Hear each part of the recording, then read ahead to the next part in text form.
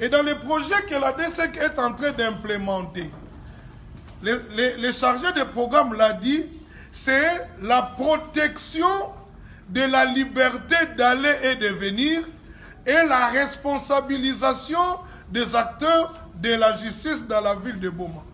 Le souci est que la liberté d'aller et de venir soit une réalité en termes du respect dans notre ville. Vous verrez par exemple quelqu'un qui a contracté une dette. Défi 100 000 francs, défi 100 2000 francs. Ce sont des engagements civils. Mais lorsqu'on l'amène devant l'autorité judiciaire, vous verrez parfois, il est arrêté parce qu'il a une dette vis-à-vis de son ami ou de son semblable. Cette arrestation devient une restriction de liberté qui viole la loi. Mais on peut aussi vous arrêter lorsque vous avez commis une infraction. Et que dans la recherche de la vérité, dans les enquêtes, l'autorité judiciaire peut restreindre votre liberté.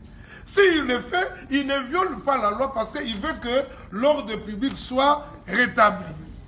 On est d'accord? Oui. Alors, maintenant la DSEC a constaté que depuis un certain temps, dans la ville de Boma, il y a des restrictions de liberté, c'est-à-dire il y a les arrestations qui parfois ne respectent pas la loi. Vous verrez des gens arrêtés. Pourquoi? Parce que parfois l'autorité judiciaire a besoin d'argent. Parfois pour aider l'autre à régler les comptes à son ami. Voilà ce que nous avons comme d'habitude.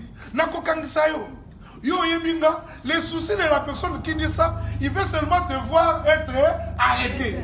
Donc la justice d'après nous, c'est seulement quand on arrête. Alors nous devons décourager ce genre de comportement pour que le respect des droits de l'homme soit une réalité dans notre pays. Parce que nous pensons que si on n'arrête pas, il n'y a pas de justice. Si on n'arrête pas, c'est que le magistrat n'a pas fait son travail. Si on n'arrête pas, ça dit